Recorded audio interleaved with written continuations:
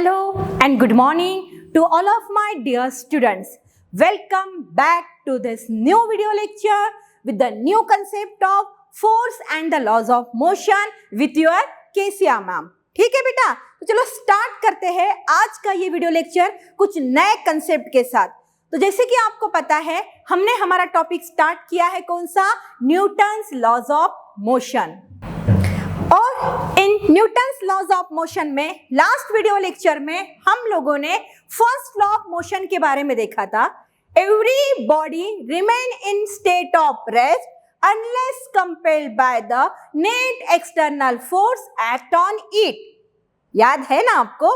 कोई क्वेश्चन, कोई query, so please comment it. Okay बेटा, नाउ आपको जैसे पता है कि मैंने फर्स्ट लॉ ऑफ मोशन होने के बाद टॉपिक को किसके साथ कवर किया था? इनर्शिया के साथ. मैंने आपको इनर्शिया के बारे में भी बताया था.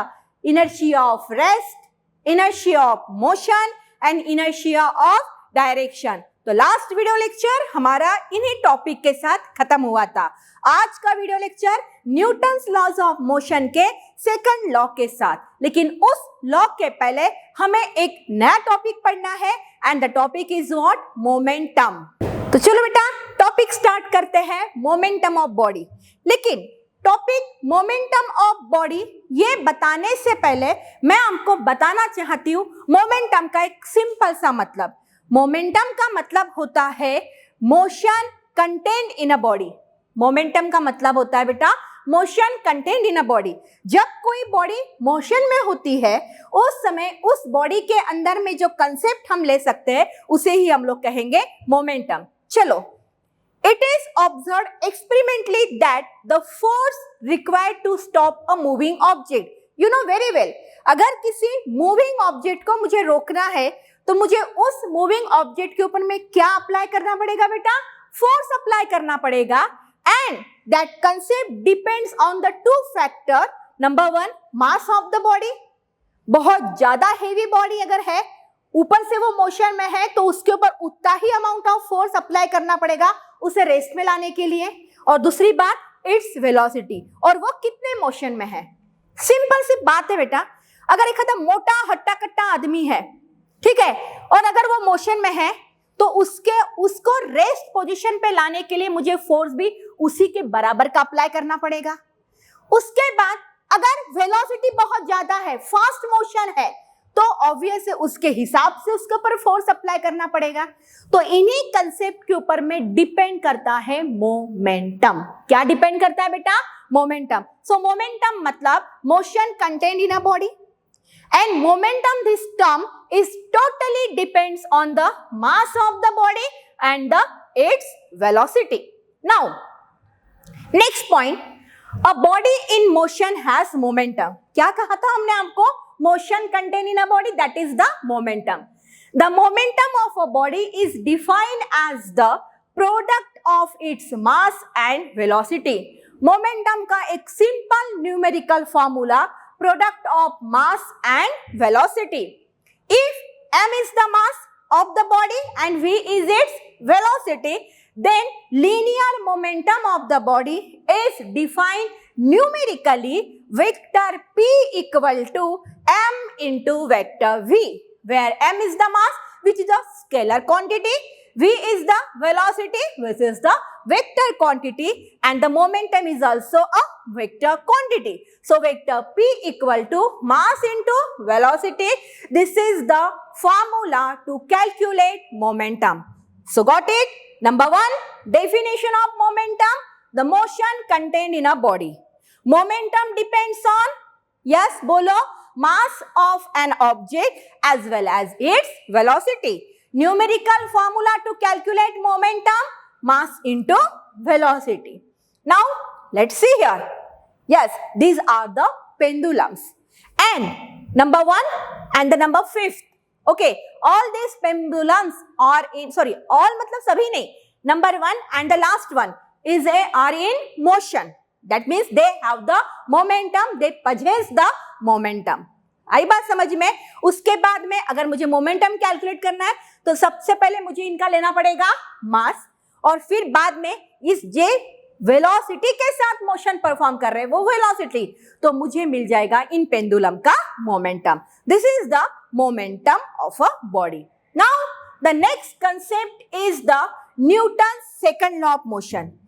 मोमेंटम ऑफ अ बॉडी बताने के पीछे का रीजन ही यही था कि न्यूटन के सेकंड लॉ ऑफ मोशन में मोमेंटम का कंसेप्ट आता है. सो मुझे वो आपको बताना ही था. चलो न्यूटन का सेकंड लॉ क्या कहता है, चलो स्टार्ट करते हैं. According to this law the rate of change of momentum of a body is directly proportional to the, देखो बेटा मैं इसको आपको लिख के भी बताती हूं. Rate of change of momentum of a body is directly proportional to the external force applied on it, and the change in momentum takes place in the direction of applied force. Is it clear? Yes or no? हाँ तो भी ठीक, ना तो भी ठीक. Again we repeat it. So first of all, the statement of the Newton's second law of motion is what? The rate of change of linear momentum is directly proportional to the external applied force. जब आप body के ऊपर में कोई force apply करोगे तो body का क्या चेंज होगा बेटा, मोमेंटम. और जो मोमेंटम चेंज होगा उस चेंज इन मोमेंटम की डायरेक्शन भी किसके तरफ रहेगी बेटा, यस अप्लाइड फोर्स की तरफ, direction of applied force. So this is the statement of the Newton second law of motion. Now the next, it is one of the beautiful example. मैं beautiful ही बोलूंगी, आप बोलोगे मैम फिजिक्स के example भी कभी beautiful होते हैं क्या? हाँ हमें भी पता है, लेकिन सोचो समझो तो हमें ब्यूटीफुल ही लगेंगे. जैसे कि मैंने आपको अभी बताया, rate of change of momentum is directly proportional to the external applied force. Yes और नो? तो देखिए इस बॉल के ऊपर में फोर्स अप्लाई हुआ, जैसे ही फोर्स अप्लाई हुआ बॉडी ने अपना मोमेंटम चेंज किया. और कौन से डायरेक्शन में, जिस डायरेक्शन से फोर्स अप्लाई हुआ. देखो फोर्स फॉरवर्ड डायरेक्शन से अप्लाई हुआ और उसी डायरेक्शन से बॉडी ने अपना मोमेंटम भी चेंज किया. तो ये जो एग्जांपल है, ये example second law of motion के बारे में आपको बताता है. So simple, rate of change of momentum is directly proportional to the external applied force and the change in momentum in the direction of the applied force. Is it clear? Now the next concept is what?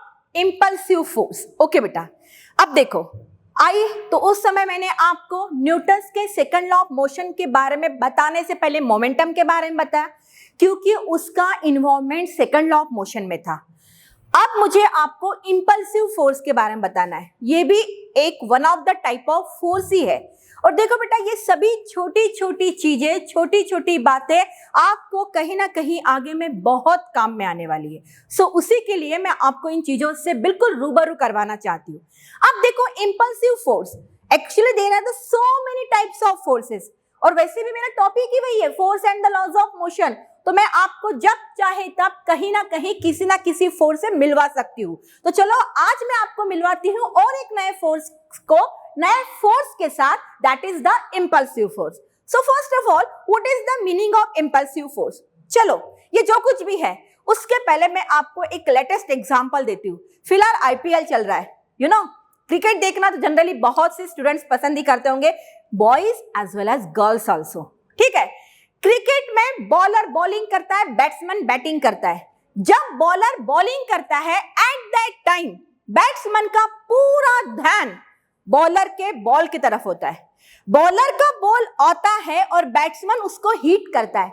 मुझे बताइए, ball आने के बाद hit करने के लिए batsman को कितना टाइम लगता है?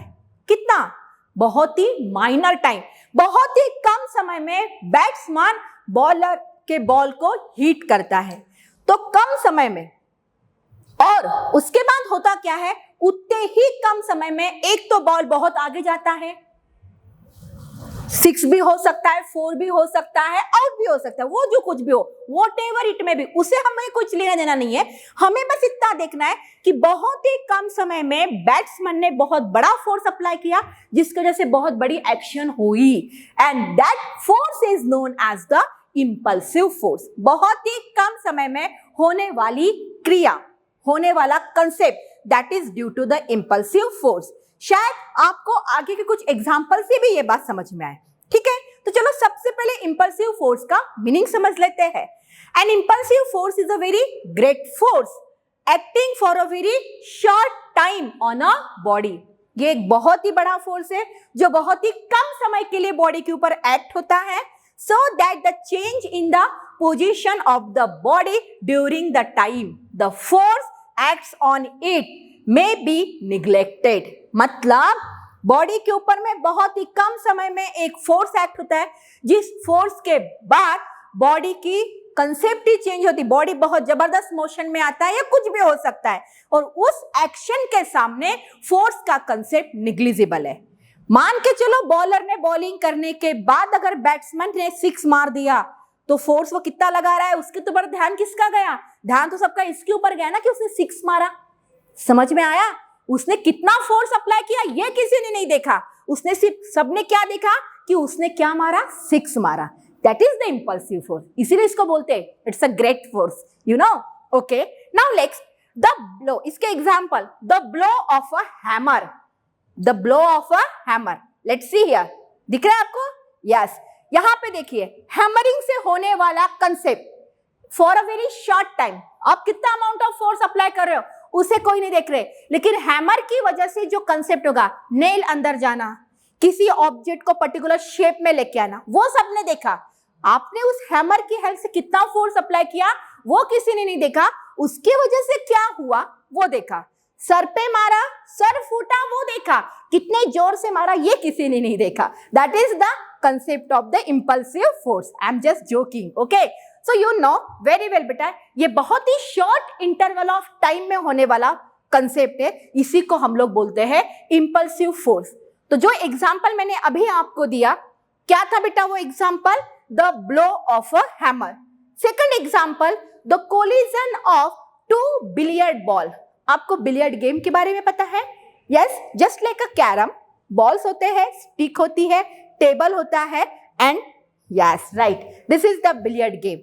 और इन 2 बॉल के बीच में जब कोलिजन होगा, तो ड्यूरिंग द कोलिजन जो फोर्स यहाँ पे अप्लाई हो रहा है वो इंपल्सिव फोर्स है, क्योंकि फोर्स तो हम अप्लाई कर रहे हैं, लेकिन उसके बाद बॉल कोलाइड होने के बाद इधर उधर जाते हैं, बहुत दूर दूर जाते हैं, ये एक्शन बड़ी है एज कंपेयर टू फोर्स, और इसीलिए इसको कहते हैं the great force which acting for a very short interval of time and the concept is done very well. That is the impulsive force, बहुत ही कम समय में एक्ट होने वाला फोर्स और होने वाली एक्शन बहुत बड़ी।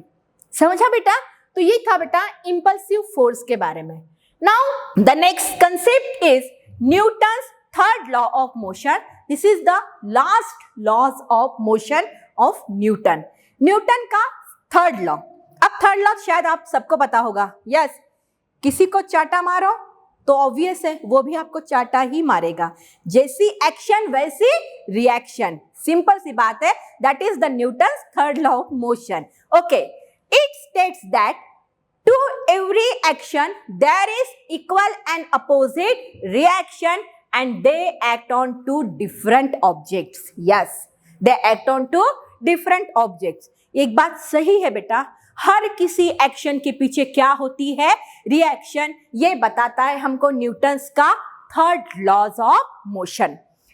The effect of third law of motion can be observed in many activities in our day-to-day life. The examples are, Newton's के थर्ड लॉ के मैं आपको कुछ एग्जाम्पल बताना चाहती हूँ। This is the recoil of a gun. इस gun के एग्जाम्पल में क्या है? टीवी देखते हो, सीरियल देखते हो, डिशुम डिशुम फायरिंग देखते हो। जब किसी गन में से बुलेट फायर होती है, एट दैट टाइम बुलेट का आगे जाना, दिस इज द एक्शन, और साथ हाथ के साथ गन का पीछे आना, this is the reaction. Action किसके ऊपर हुई? बुलेट के ऊपर। बुलेट कहां गई? आगे। रिएक्शन किसके ऊपर हुई? हाथ के ऊपर विद द गन। कहां है? पीछे। एक्शन बुलेट का आगे जाना, रिएक्शन हाथ के साथ गन का पीछे आना। This is the Newton's third law of motion. इससे भी अगर सिंपल एग्जांपल आपको देखना है तो ये तो आपको अच्छे से पता है। नाव में से अगर जा रहे थे, फिर आप आगे घूम फिर के, अब आप इस नाव में से जब जंप करके आगे आओगे, आप आगे आए जंप करके, ये हुई एक्शन। लेकिन एट द सेम टाइम नाव कहां गई? पीछे, ये हुई रिएक्शन। तो देखो, एक्शन और रिएक्शन फोर्स की जो पेयर है वो दो सेम ऑब्जेक्ट पे एक्ट नहीं होती, दो डिफरेंट ऑब्जेक्ट पे एक्ट होती है। पहली बात, एक्शन किसके ऊपर हुई? मैन के ऊपर। मैन कहां आया? आगे। रिएक्शन किसके ऊपर हुई? नाव के ऊपर। नाव कहां आई? पीछे। इसीलिए बोला है to every action there is equal and opposite reaction, but this action and reaction pair acts on the two different objects. आई बात समझ में बेटा? तो ये था न्यूटन्स का थर्ड लॉ। इस तरीके से आज के इस लेक्चर में मैंने आपको momentum of body, Newton second law of motion, impulsive force and the Newton's third law of motion के बारे में बताया, जो कि सिंपल तरीके से सिंपल एग्जांपल को, डे टू डे लाइफ के एग्जांपल को आपके सामने रख के बताया। और फिर भी अगर आपको इनमें कोई डाउट है, इनमें कुछ भी क्यूरीज या कोई भी क्वेश्चन है, तो आप कमेंट बॉक्स में लिख के मुझे बता सकते हैं, ताकि मैं उन क्वेश्चंस को आंसर आपको नेक्स्ट वीडियो लेक्चर में दे दूं। ठीक है बेटा, मिलते हैं नए कंसेप्ट के साथ, नए टॉपिक के साथ हमारे नेक्स्ट वीडियो लेक्चर में। टिल देन, थैंक यू बेटा and have a nice day.